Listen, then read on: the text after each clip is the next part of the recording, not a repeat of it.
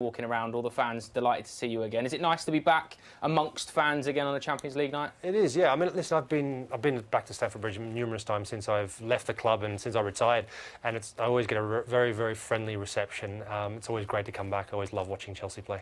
We've got Zach Jelleb as well, part of the team. He's out chatting to the fans at the moment. Let's have a little look at what's coming up on the show tonight. We will do the social very, very soon. Obviously, team news as well in a second.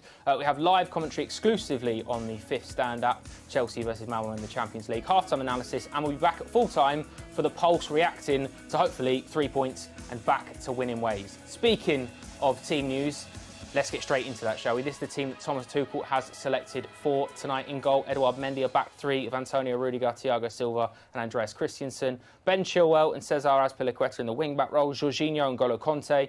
Timo Werner, Romelu Lukaku and Mason Mount. A stack load of names on the bench. Obviously, UEFA competition, you're allowed to name 12. So, Kepa, Bettinelli, Alonso, Kovacic, Loftus-Cheek, Chalobah, Saul, Barkley, Hudson-Odoi, Ziyech, James and Havertz. Any surprises for you, Mark? Not really. I mean, listen, you could obviously have Havertz in there, maybe for Timo Werner, maybe. There are so many different players you could play, and I think that's a luxury of Chelsea have, that they have some quality, top quality players. And the positive about that is it's a very, very strong side, and a side that I think that you need to put out there to really lay down a marker and get back to winning ways in the Champions League. Yeah, it's important to win your home games, especially tonight as well. It's going to be a good evening. We've also got the brilliant Max Jones and Pat Nevin, part of our commentary team there on the gantry. Boys, talk us through team news. Thank you, and a very good evening to you from Stamford Bridge. The team news is in. I'm joined by Pat Nevin. Pat, first let's look at the big headline. Romelu Lukaku starts. Yeah, there's been a few hints that he maybe needs a rest or wants a rest or could do with a rest. Well, there may be something in that, but there's also something in the fact that you need to score some goals. And we want to win this game. You want to get it out of the way. And if you'll notice at this point, and any of the time you get to this part of the competition, you want to win games of middle two, get them and you're generally okay. So we've put a very strong side out. Romelo's up there. He should get a few opportunities. If he scores a couple of goals tonight, preferably one in the first half, then he can relax, enjoy himself, and maybe we can give him a little bit of a rest in the second half. But, yeah, the odd eyebrow was raised, but I still think when Thomas says it, we generally accept it. Absolutely, we do. I mean, that's one end of the pitch. Looking at the other end, a very, very experienced back line. Yeah, I was wondering about that. You think about what lined up against Brentford, you know, and it's a real shocker that this is almost the A-team. I mean, I don't know if we've really got an A-team, but if you look at that back line, there is so much talent there, there's so much quality there. Those are three world-class players playing along Rudiger, Thiago Silva and Christensen. I mean, that is a serious back line. One little technical point, they play with two up front. That's a good thing for us, because one of the problems you get with a back three, if you play one up front, you can get outnumbered in midfield. They're not doing that. They're walking into our trap. Looking in that midfield where you said you could get outnumbered, I mean, it's pretty good to be able to rotate, bring in the likes of N'Golo Kanté, Jorginho. Is this a case of maybe being out of sight, out of mind by half-time? Well, it could be, but I never took anything for granted. You actually have a look at this. You know, we've actually got four players in that midfield. We've got Jorginho, we've got Mount, we've got Kanté, and we've got Kanté. Because there's always two. You know, he plays as two players, so it always helps a little bit. So if they're all actually fully fit, you know, it is one of those games, if we have the right attitude towards it, then it should be good enough. But you have to have that. I was in Bruges last night, and I was at the Manchester City game. They started off with the right attitude, and because of that, they had a pleasant evening. That's what we want here tonight. Of course, someone who had a very busy evening the last time that we were in action at Chelsea was, of course, Edouard Mendy. Lots of pre-match talk about him, of course. You mentioned him in your column as well, ahead of the game. Let's just have a word on him, because we're expecting him to have a relatively quiet evening, but he has really proven himself, hasn't he, this week? It was extraordinary. And I've seen it's one of the great performances by a goalkeeper that I've seen for many, many years. And I don't mean at Chelsea. I mean anywhere. It was absolutely extraordinary. These last 15 minutes or so, they were absolutely out of this world. He is growing all the time. He's getting a better goalkeeper. Oh, not just the saves. The saves, they showed well, particularly the one from the overhead kick. However, the intelligence of knowing when to come out, when to stop, that's growing in him all the time. Goalkeepers take a wee bit longer than most players to actually get to their full maturity. He's getting there now, isn't he? And he looked absolutely fantastic. Let's hope we're not jinxing him tonight. Well, look, let's hope, for all of our sakes, himself included, that he doesn't have to prove himself again tonight. That's all for us for now. Back to Joe in the studio.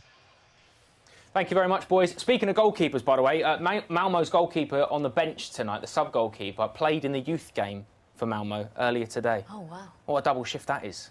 Even Cobham to Stamford Bridge, it's not round the corner, is it? It's quite a journey for him, quite a day. No, I'm sure he'll be fine. I mean, listen, it's great for him, I think, to be able to play, earlier on in the day against a very good Chelsea side, of course, which they lost, and then coming back to Stamford Bridge and being on the bench for a Champions League game. I mean, it's a great experience for him. Fantastic, isn't it? Yeah, really, really cool. Let's have a little look at some of the reaction to team news then we're getting through on social media. We're going to witness Timo knee slides tonight. Oh, we do hope so. Hope so. Please. Hope there's no VAR involved. What a brilliant player he's been so far. And Ben Chilwell as well. Hope Chilwell can get 4 in 4 just because he can. Abby, I want to talk to you about Timo Werner, because there's been a lot of talk about how unlucky he's been with VAR and the goals that he's had disallowed. But the mental attribute to keep going, to keep plugging, to keep pushing, he's been fantastic. And what a character he must be around the club as well. Oh, he's got such a strong character, and that's what I really admire about him. He never gives up. And yeah, VAR, it feels like at one point every goal he scored, it was like, oh, it's been disallowed. But he just keeps going. And when he does score, and it does count, and it's not ruled out, the players running up to him, you can see how much they love him and how, crucial a member he is of this Chelsea side. Yeah, we've got a lot of love for Timo. We'd love to see him score tonight and do the knee slide. Come on. Love it when you're... Yeah, hopefully a Timo Werner goal. Ben Chilwell's 4 in 4, that'd be very nice. If you've got Play Predictor on the go, if you haven't done this yet, by the way, we've moved the deadline, so you've got until 5 minutes before kick-off to get your predictions in. You can win loads of really cool prizes every single game week, so make sure you do that. You've got to predict a couple of things like final score, first goal scorer, possession stats and bits and pieces like that, but it's really worth doing. On the Fifth Stand app, free to play. Go and have a look and get involved. Mark, what's your full-time score prediction? I'm going to go with a 4-0 for Chelsea, of course. And I think Romelu Lukaku is going to get on the score sheet. He's going to be the first goal scorer. Oh, I love that. OK, Abby, I'm going to ask you for your first goal scorer then. 4-0, I like the sound of that. Yeah, I like the confidence. I'm actually going to go Chilwell, just because you imagine the story. 4 in 4, little Chilwell volley, why not? Oh, it's regular He's occurrence. He's on form now, isn't he? Absolutely is. Absolutely is. Right, time for the social.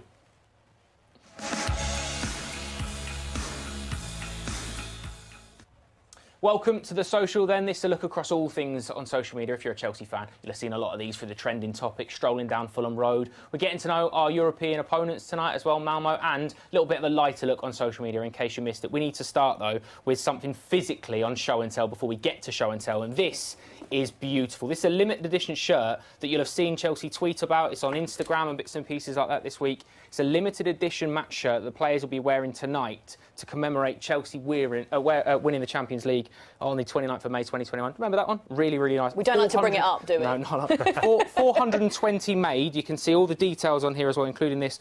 Every shirt is numbered. I did manage to go into the mega store about an hour before I got in. So about 5 o'clock this afternoon, I managed to go into the mega store, and there were very, very few left. I don't think you can buy them online anymore. But look at this, absolutely stunning, from hudson-odoi. This is to celebrate the 42nd minute of Havertz scoring. So it's in combination with all that. All the details, all the information, everything you need to know is online at chelseafc.com and on Twitter. Beautiful. I'll take this off your hands if you know what? It's my size as well. It's my size, I'm just saying, it's my size as well. Abby wants one as well. Let's go to show and tell then. We are starting with show and tell. It's our favourite Scandinavian goal scorer tonight. I've gone for the first one, and for me, it was only one man. Stepped out. Tore-André Flo had to be. I mean, starting with this goal against Tottenham. Frank Leboeuf playing a wonderful outside of the boot. Over the defence, a splitting pass, little chipped finish. And that was 5-1 that against Tottenham. I mean, beating Spurs any game like that is stunning. But a hat-trick goal for Tore-André Flo. Lovely man.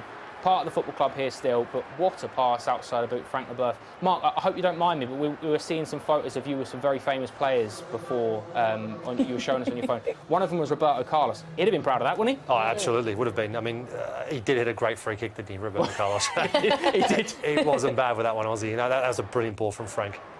It's a stunning finish, isn't it? It's a stunning finish. We've got no adjudicator tonight, so it's up to you to decide by voting on the Fifth Stand app in the comments. Let us know who you think. So, Abby, you're going second. Oh, yes, and I've gone for a big one in Pernille Harder. A more recent one, of course. And if we're talking about big game players, of course, she is in the conversation.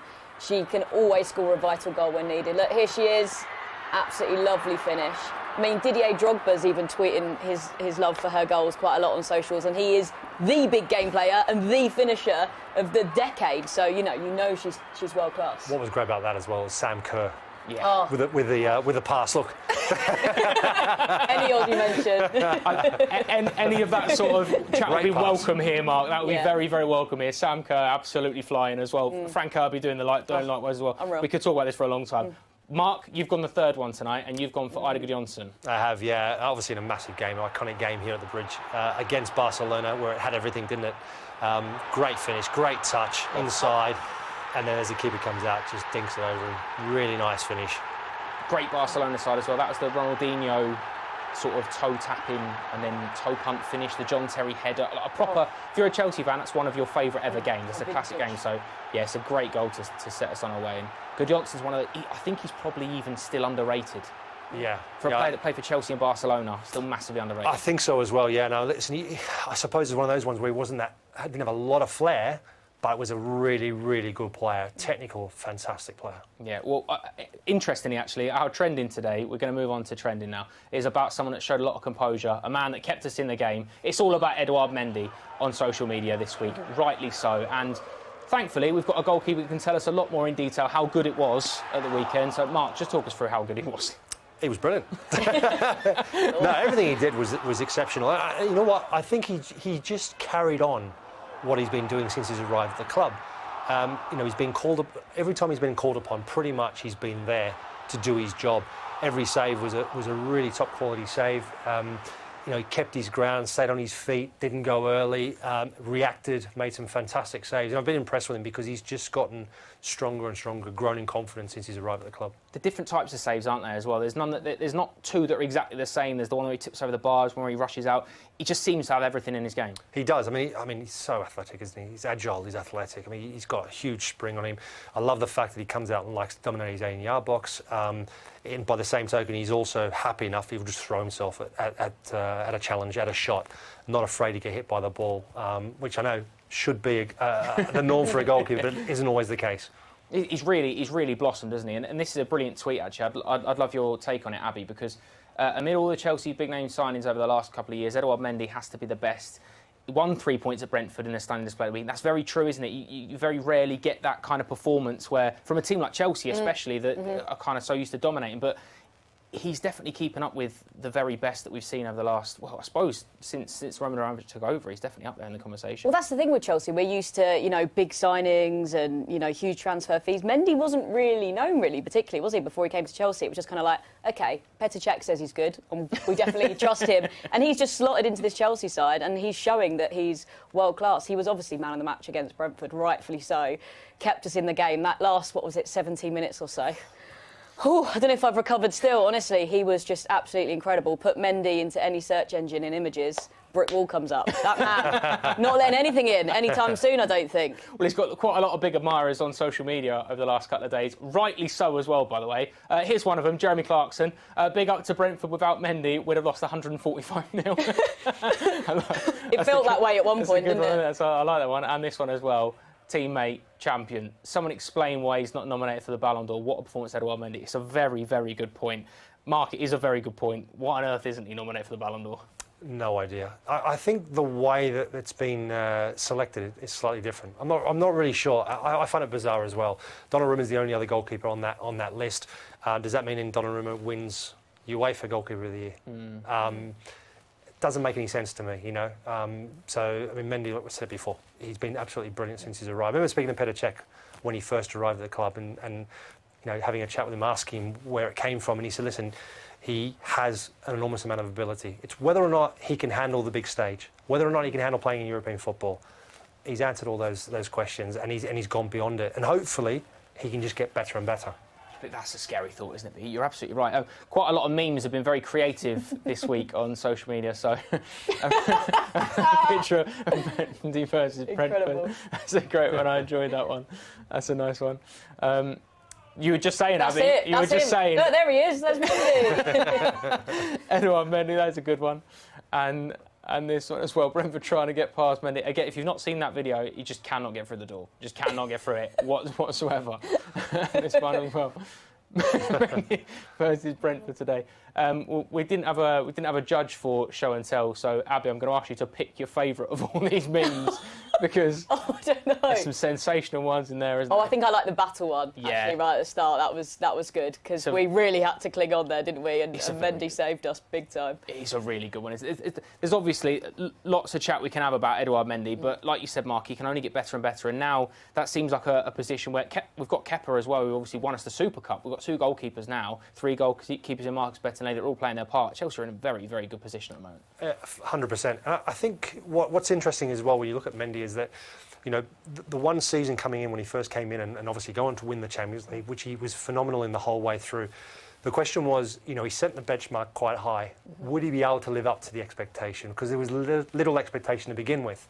And that was the one doubt starting the new season. How would he perform? Would he be able to handle the pressure? And he's just taken it in his stride and he's been absolutely brilliant. And Kerr, I think, it's worked a treat because he's been able to knuckle down. The pressure's been taken off him. I think Thomas Tuchel has to take a lot of credit because the way he's managed the squad as a whole, not just the goalkeepers, but the whole squad, has been exceptional. Yeah, I absolutely agree. Like you said, the man management from the manager as well to keep both goalkeepers involved and keep them happy as well. I know that we like a little prediction on Matchday Live. This one I'm not quite sure about because a supercomputer has predicted the final Premier League table, and this has got Chelsea not losing another game this season and only conceding 1 more goal. I'm all for it, if it's true. I mean, and again, after that second half display, this is the great tweet here, after that second half display, Mendy may only concede 1 more goal all season the way he's playing. But, I mean, Abby, if that's the case, we are in for a cruise for the rest of Matchday Live. Wow. For the next season. Let's hope so. We're just going to have a nice time. No stress. No stress. We're going to have a lovely time. We're going to have a lovely time. So a little bit earlier on, we sent Abby and Zach out strolling down the Fulham Road.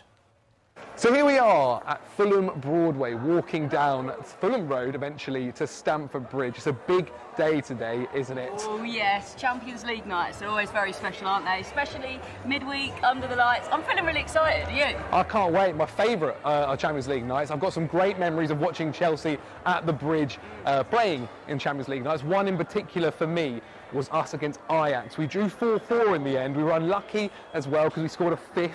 That we went crazy for, but I just remember it as like the fans. I've never heard them quite as loud as they were. It was like we were losing, and the team needed our support, and boy, they turned up. What about you? Yeah, that's so true, isn't it? When the 12th man really kicks in. I was at that game as well, and it was so tense. Like even thinking about it now, I feel like my heart is absolutely racing. But there's so many amazing memories, isn't there? I mean, you obviously got to be at the Champions League final last year. Good God, yeah. I mean, I've probably spoke about that as much as I possibly can. I even mentioned going to the after party a few times and all that. I don't know how many times I can keep going. To be fair, it was amazing. I left the bridge and can you imagine the atmosphere? It was like one big street party. I was like kind of weaving in and out, saying hello to people, stopping in, having drinks, celebrating. Honestly, just the atmosphere and everyone singing it was the absolute best. I was jealous of you being out there, but I was like, you know what? It was amazing to be here, outside the bridge with the fans, just really living it up. Yeah, embracing it. I mean, we're walking down Fulham Road right now. This is sometimes, especially on Champions League night, one of my favourite things on a Tuesday or a Wednesday as it is today. Normally a little bit later than it is right now. Obviously, trying to record this before all the fans get here and the trains are too busy and we can walk okay at the moment. We can hear ourselves speak. Exactly. But normally you just kind of get ready for it. There's something about the Champions League. I don't know what it is. Or maybe it's because obviously you don't play these teams every single year. Maybe it's because last year, first time we played Real Madrid. Things like that, where it's a bit different and it's a team that you're not, as I said, playing every single year. That's special, exactly. And let this woman with the pram go through. This is what I mean here. It gets a bit crazy during times. No, but there's something about these nights, even if it is the Europa League or maybe now for the conference. I mean, we've yet to experience that, but we're in the Champions League, the very creme de la creme. But is there a specific game that you've got in mind for that one? But favourite Champions League night, yes, that you've been to. Oh my God, this is where my memories were really bad. This is so bad. I always see this. I've got the worst memory ever. He can cut a little bit out. He can cut this bit yes. out. I will say for like the Women's Champions League. Yeah, give that a shot. Obviously that was away, but give that a shot. Definitely give that a shot. 100%. I remember again. There's a common theme here. I remember again being at the Bridge whilst the rest of the crew were out supporting Chelsea Women's when they were playing in the Champions League final. But again, that was such an amazing thing. You know, the fact that they actually reached the Champions League final, it felt like such a huge, historic season for the club, didn't it?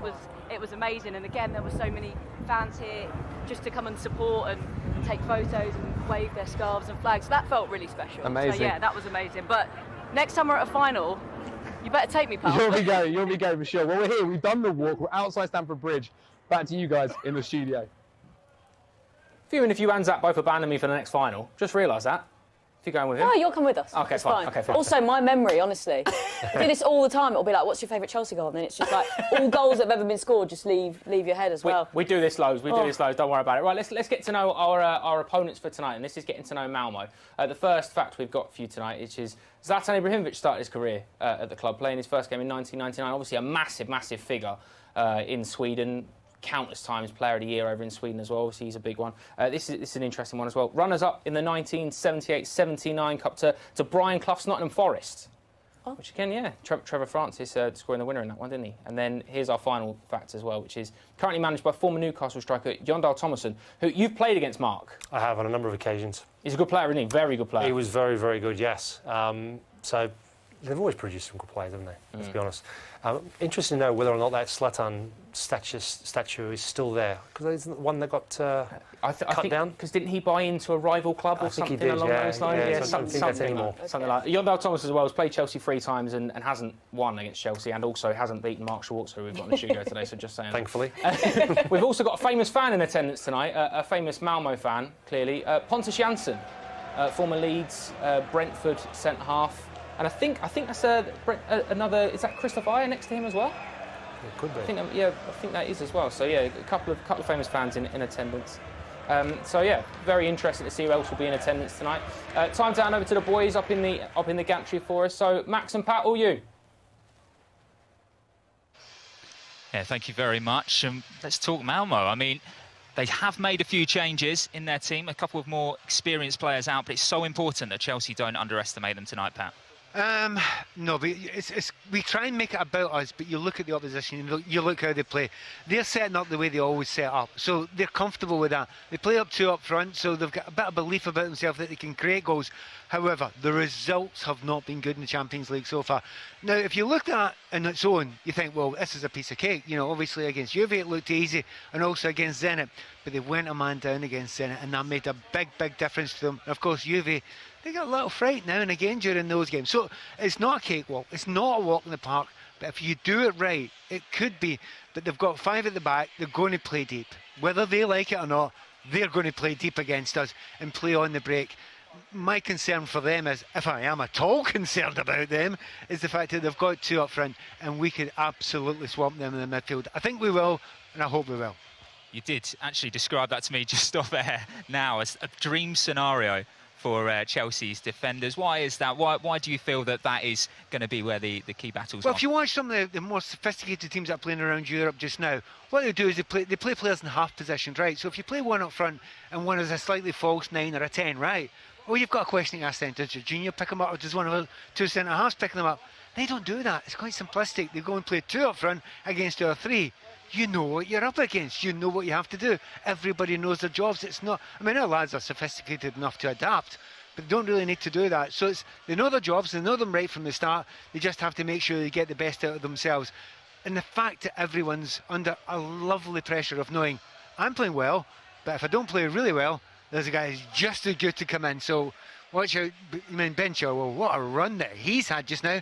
But if he has an average game, Marcus will be waiting there, so everyone will be up for it. Another one of the players in the back line hoping to have a good game will be Andreas Christensen, marking tonight Christensen. So wish us luck on the commentary with that one, and we'll speak to you in a bit.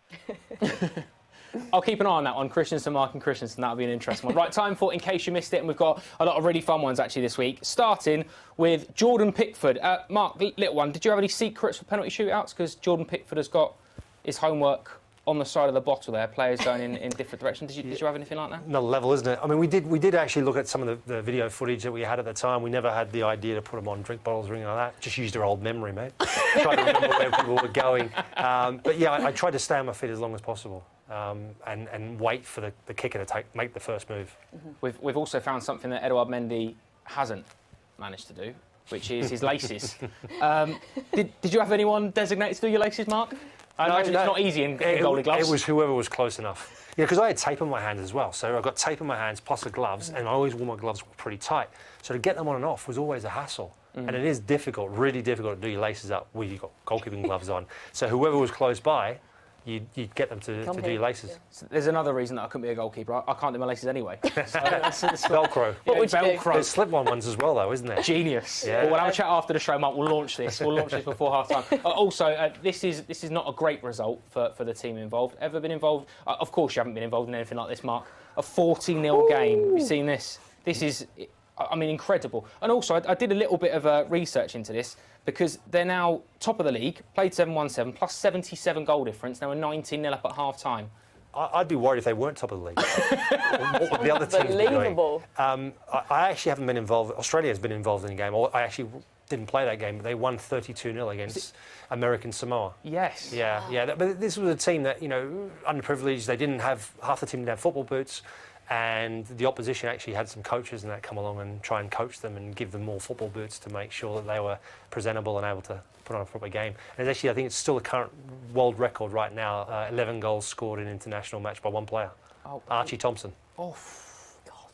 I mean, that's one way to get your stats up as well. Absolutely. I wonder if the goalkeeper was going, I'll have a go. You'd have fancied that, wouldn't you, Mark? You would have. You kind of would have thought about going up there, but then the worst thing would have been had you gone up and then somehow they scored a goal. Yeah. Just wouldn't have been good. Yeah, very fair point. We are another person involved in this team, of course, is Zach. Zach's been out chatting to the fans before the game. I think it's going to go fantastic. I'm calling Big Rom on the score sheet first. What do you think the final score will be as well? 3-1 Chelsea. 3-1 Chelsea. 3-1. Yeah. Okay. Who do you think is going to be the key player? Mason, as always. Yeah, for sure. Hello, I'm from Georgia. Chelsea is good club. Today is good game. Chelsea win today 5-0. I think it's going to go great, to be honest. We've got Werner and Lukaku up front. Can't go wrong with that. Lukaku hat-trick, 4-0 win. Easy. Ooh, decent. What about yourself? What are you saying? What do you think the score's going to be? Very ambitious from Sam there, but I reckon 2, maybe 3. Very strong team we've put out. I've seen. I'm going to go Timo Werner, brace, and Mason Mount goal, perhaps. I love it. Thank you very much, boys. Thank you, boys. Loving the confidence. A lot of people feeling it tonight, definitely are. And likewise, they're feeling it on social media as well. So if you haven't seen some of these tweets, get your tweets into us, by the way, if you haven't already. But a lot of reaction coming in for the game ahead of Chelsea-Malmö, which is going to be decent. So have a little look at some of these, which is... this is a nice one. Lukaku hat-trick load-in. Chilwell with another goal. Again, Abby, you've called this early. Timo with 2 assists. That's so precise. So precise. That's at least 4-0 and 50%. 50%. I love that photo. It's so good, isn't it? You were with us, weren't you, on Zoom for that one, Mark? I was, yes. Absolutely. Yeah, what a great night. Again, lucky charm. Yeah. So, all right, so we've got play predictor. If you haven't got your predictions in very, very quickly, you've got about 90 seconds to do that, so get those in very quickly. Abby, you've gone for Chilwell first goal scorer. Yes. And your final score very quickly? I'm going to go 4-0. I'm feeling really confident like everybody else. And the fact that Malmö haven't scored any goals, I do think, and have conceded 7 so in their last 2 games in the Champions League campaign, I think we're going to have some fun today and be firing on all cylinders attacking-wise. Oh, I hope so, anyway. And you've gone Lukaku in quite an impressive performance tonight, mate. I am. Yeah, I have. Again, same thing, like Abby was saying. Malmö, don't underestimate them. And I think also like what Pat was saying, you approach the game with the right mentality. The squad is there, the team is there, the lineup, very strong side. And for me, there's no doubt they'll approach it the right way and they'll win the game comfortably. Absolutely right, mate. Absolutely right. Well, it's time to hand you over to our commentary team of Max Jones and Pat Nevin. Chelsea play Malmö in the Champions League live at Stamford Bridge. Match day 3, of course. We need a result, so let's get into it. Come on, you Blues.